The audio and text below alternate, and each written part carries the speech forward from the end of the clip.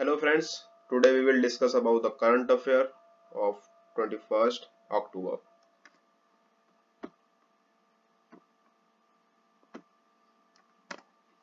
सबसे पहले हम बात कर लेते हैं डॉक्टर प्रशांत गर्ग की, जो कि इलेक्ट किए गए हैं एकेडमी ऑफ ऑप्थेमोलॉजिकल इंटरनेशनल में। इसमें किस तरीके से मतलब कि डॉक्टर जो प्रशांत गर्ग है वो एक 100 मेंबर की टीम जो है वो रिसर्च के लिए एकेडमिया के द्वारा मतलब कि स्टार्ट करी गई है, जिसके अंदर प्रशांत गर्ग को भी ऐड किया गया है। तो ये प्रशांत गर्ग कहाँ पे काम करते थे इससे पहले काम कर चुके हैं एलवी प्रसाद आई इंस्टीट्यूट में, जो कि हैदराबाद एक हॉस्पिटल है, जिसके अंदर रिसर्च इंस्टीट्यूट है, सॉरी एक तरह से रिसर्च इंस्टीट्यूट है हैदराबाद के अंदर, एलवी प्रसाद आई इंस्टीट्यूट, जिसकी स्टैब्लिशमेंट हुई थी 1987 के अंदर। और एकेडमिया में इन्होंने अभी हाल ही में ज्वाइन किया है। तो 10 अप्रैल 1976 में इसकी स्टैब्लिशमेंट होती है एकेडमिया ऑप्थेमोलॉजिकल इंटरनेशनल में। इसमें 100 मेंबर की एक टीम में डॉक्टर प्रशांत गर्ग को ऐड किया गया है। नेक्स्ट पे चलते हैं। नेक्स्ट है Indian naval academy. Indian naval academy जो कि एक तरह से इंडियन नेवल एकेडमी की स्थापना हुई थी 1969 में, और केरल में इसका आईएनए एजिमला है जिन्होंने लॉन्च करी है। आईएनए एजिमला ने ही लॉन्च करी गई है इंडियन नेवी सेलिंग चैंपियनशिप 2022, जिसके अंदर 100 से ज्यादा जो है यच पर्संस जो कि इन्वॉल्व होंगे। 15 officers trainee of INA will participate in them. और सीधा सीधा बात कर लेते हैं, ये एक तरह से बिगेस्ट है इंडियन नेवी के अंदर की सबसे ज्यादा एक तरह से Indian navy selling championship 2022 launch करी गई है। नेक्स्ट पे चलते हैं। नेक्स्ट न्यूज क्या है? नेक्स्ट न्यूज है कुलकर्णी के कुलकर्णी को अपॉइंट किया गया है India head of JP Morgan. JP Morgan का नया हेड किसे, इंडिया का नया हेड किसे लॉन्च किया गया है? तो जेपी मॉर्गन का जो इंडिया हेड है उसे के कुलकर्णी को लॉन्च किया गया है। ये किसे रिप्लेस करेंगे? ये माधव कल्याण को रिप्लेस करेंगे और खुद बनेंगे एक तरह से इंडिया हेड जेपी मॉर्गन का। जेपी मॉर्गन क्या काम करते हैं? जेपी मॉर्गन जो है वो एक तरह से फाइनेंशियल के ऊपर काम करती है। ये न्यूयॉर्क यूएसए के अंदर इसका जो हेडक्वार्टर है वहां पे है, और जो जेपी मॉर्गन है उसके जो हेड है वो जेमिनी डिमोन है। नेक्स्ट न्यूज पे चलते हैं।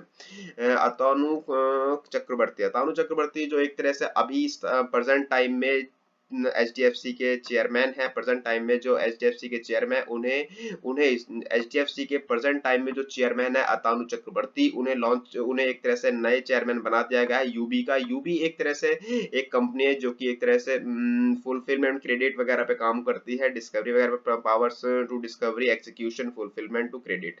मेन मुद्दा यह है कि जो यूबी के फाउंडर है उनका नाम है गौरव कुमार, और इस समय जो चेयरमैन बन चुके हैं वो है अतानु चक्रवर्ती। नेक्स्ट न्यूज पे चलते हैं।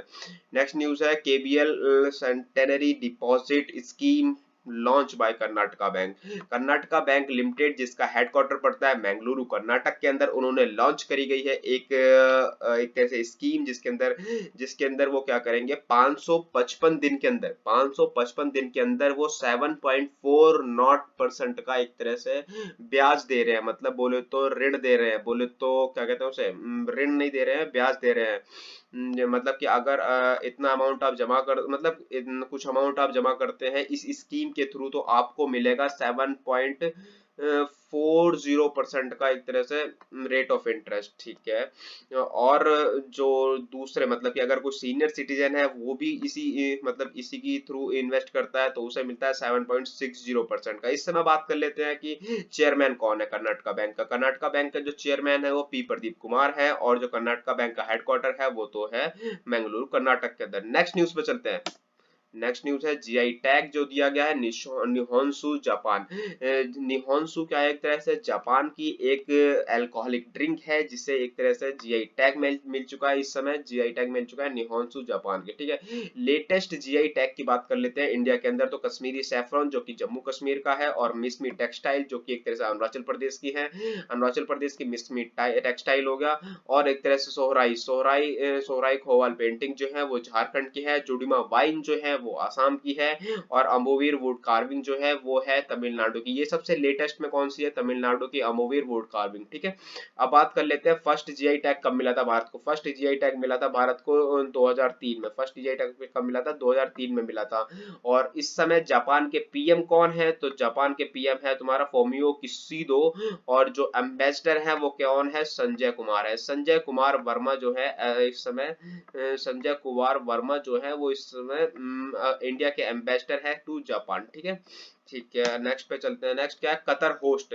Qatar host 2023 AFC Asian championship, Asian football championship, Asia cup, मतलब फुटबॉल का एक एशिया कप जो कि लॉन्च, मतलब जो कि होस्ट करेगा, कौन करेगा, वो कतर करेगा। इसमें बिट लगी थी किसकी, से इंडिया और कतर, कतर के बीच में बिट लगी थी, जिसमें कतर ने मतलब कि फाइनली होस्ट कर रहे हैं कहाँ, 2023 का फुटबॉल चैंपियनशिप। नेक्स्ट न्यूज पे चलते हैं। नेक्स्ट न्यूज है कटी बिहू। कटी बिहू 2022 एक तरह से सिग्निफिकेंस त्योहार माना जाता है, ये फेस्टिवल आर्ट एंड कल्चर के अंदर आता है। इसके अंदर क्या होता है, इसके अंदर जो बिहू है, अब हमसे क्वेश्चन बिहू के ऊपर पहले बहुत पूछता था कि बिहू फेस्टिवल कहाँ का रिलेट करता है, लेकिन अब हमसे ये क्वेश्चन नहीं पूछता पेपर वाले, क्योंकि ये एक तरह से पैटर्न चेंज होता जा रहा है धीरे धीरे। तो बिहू के ऊपर क्वेश्चन अगर पूछ रहा है तो वो अब ये पूछेगा भोगाली बिहू कहाँ, मतलब कहाँ कब मनाते हैं, भोगान बिहू कब मनाते हैं, कटी बिहू कब मनाते हैं। तो भोगाली बिहू जो है वो मनाते हैं तुम्हारा जनवरी में, और भोगान बिहू जो है वो मार्च मनाते हैं, और कटी बिहू जो है अक्टूबर मनाते हैं। और कटी बिहू में माता लक्ष्मी माता की पूजा होती है। कटी बिहू के अंदर, भोगान बिहू के अंदर रंगोली मनाते हैं, और तुम्हारा भोगाली बिहू के अंदर जनवरी के अंदर मनाया जाता है, ये एक पर्व एक तरह से। और ये रहे हमारे कौन से आसामिया भाई बहन, ठीक है, जो ये त्योहार मना रहे हैं, बिहू असमिया फेस्टिवल है। ठीक है, ज्यादातर यही क्वेश्चन बनते हैं, और इससे रिलेटेड और कोई क्वेश्चन बनेगा तो मैं अपडेट करता रहूंगा। ठीक है, नेक्स्ट न्यूज पे चलते हैं। नेक्स्ट न्यूज क्या, first Semicon India future design road show launch by the Rajiv Chakravarti, Rajiv Chandrasekharan. Rajiv Chandrasekharan जो है उनके द्वारा, Rajiv ministry of science I think, हाँ, उसके जो श्री राजीव चंद्रशेखर जो है उनके द्वारा फ्लैग ऑफ किया गया, मतलब एक तरह से लॉन्च किया गया किसे, first semiconductor future design road show in Gandhinagar. ठीक है, गांधीनगर में सेमीकंडक्टर की नई फैक्ट्री भी स्थापित की जा रही है, जो कि अभी लड़ाई एक तरह से, मतलब कि एक तरह छोटी सी वॉर चली, हेल्दी वॉर चली थी किसके बीच में, महाराष्ट्र और गुजरात के बीच में, कौन इस कंपनी को एक्टेड करेगा। तो गुजरात ने इस कंपनी को एक्टेड कर लिया है, और एक तरह से अब फर्स्ट जो सेमीकंडक्टर इंडस्ट्री है या फैक्ट्री एक तरह से कहाँ पे स्थापित होगी, गांधीनगर गुजरात के अंदर। और इसमें इसरो ने भी टेस्ट क्वालिफाइड किया है, अभी नाविक रिसीवर चिपसेट अनवील्ड किया गया है। तो सीधा सीधा बात यह है कि first Semicon India future design जो रोड शो है वो लॉन्च किया गया, किसके द्वारा, राजीव चंद्रशेखरन के द्वारा लॉन्च किया गया। नेक्स्ट न्यूज पे चलते हैं। आईआरएस साहिल सेठ ने, साहिल सेठ कौन है, ये साहिल सेठ हैं, और ये जो है मनसुख मांडविया हैं, जो कि एक तरह से हेल्थ मिनिस्टर है। इन्होंने साहिल सेठ की पुस्तक का नाम क्या था, साहिल सेठ की पुस्तक के नाम है अ कंफ्यूज्ड माइंड स्टोरी, जिन्हें विमोचन किया गया किसके द्वारा, मनसुख वाडिया के द्वारा इसका विमोचन किया गया है। नेक्स्ट न्यूज पे चलते हैं। नेक्स्ट न्यूज क्या है, बैलेंडी और अवार्ड। बैलेंडी और अवार्ड फुटबॉल की श्रेणी में बहुत विख्यात माना जाता है, क्योंकि जिसको बैलेंडी अवार्ड मिल गया मतलब बहुत अच्छा मिल गया। बैलेंडी और अवार्ड के पीछे सब लगे रहते हैं। तो बैलेंडी और अवार्ड इस बार किसे मिला है, बैलेंडी और अवार्ड इस बार मिला है करीम बेंजमेन को मिला है, ये यहाँ पे है। ठीक है, करीम बेंजमेन को मिला है इस बार का बैलेंडी और अवार्ड मिला हुआ है। ठीक है, हम बात कर लेते हैं सबसे पहले बैलेंडी और कब दिया गया, 1956 में सबसे पहले बैलेंडी और अवार्ड दिया गया, स्टैनले मैथ्यू को दिया गया था सबसे पहली बार। ठीक है, इस बार कब दिया गया, इस बार इसे किसे दिया गया है, करीम बेंजामिन को दिया है। 2021 में किसे दिया गया था, 2021 में लियोन मेसी को दिया गया था। चलते हैं आगे, लियोन मेसी को सबसे एक मेन बात, सबसे ज्यादा बैलेंडी और अवार्ड किसे मिला है, लियोन मेसी को मिला है। कितनी बार मिला है, 7 बार मिला है, 2009, 2010, 2011, 2012, 3-4 साल लगातार। अब आगे बढ़ते हैं, 15, 19 और 21 तक मिला है इन्हें। ठीक है, नेक्स्ट न्यूज पे चलते हैं। और सर्बिया के साइंटिस्ट के नाम पे एक बीटल का, मतलब बोले तो सर्बिया के साइंटिस्ट ने एक नई प्रजाति की खोज करी है, नई बीटल की प्रजाति की खोज करी है, जिसका नाम नोवाक जोकोविक के ऊपर रखा गया। बस इतनी सी न्यूज है। नोवाक जोकोविक के अब स्टैटिक बन सकते हैं, इसलिए पूछ लेते हैं, मतलब देख लेते हैं। नोवाक जोकोविक जो है उन्होंने एक तरह से अभी तक 21 ग्रैंड स्लैम जीत रखे हैं, और जो इनके प्रतिद्वंदी खिलाड़ी हैं जिनका नाम है राफेल नडाल, उन्होंने अभी तक 22 ग्रैंड स्लैम जीत सके हैं, सिंगल ग्रैंड स्लैम जीत रखे हैं, सीधा सीधा ये बात है।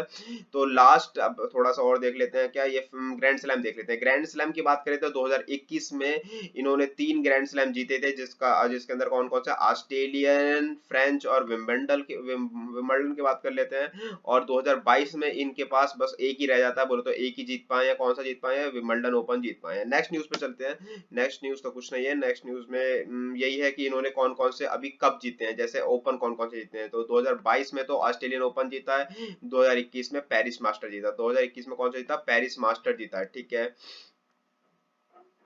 अब ये पूरे खत्म हो जाते हैं हमारी न्यूज आई थिंक, हाँ। thank you for this, and very welcome on this group. I said thank you.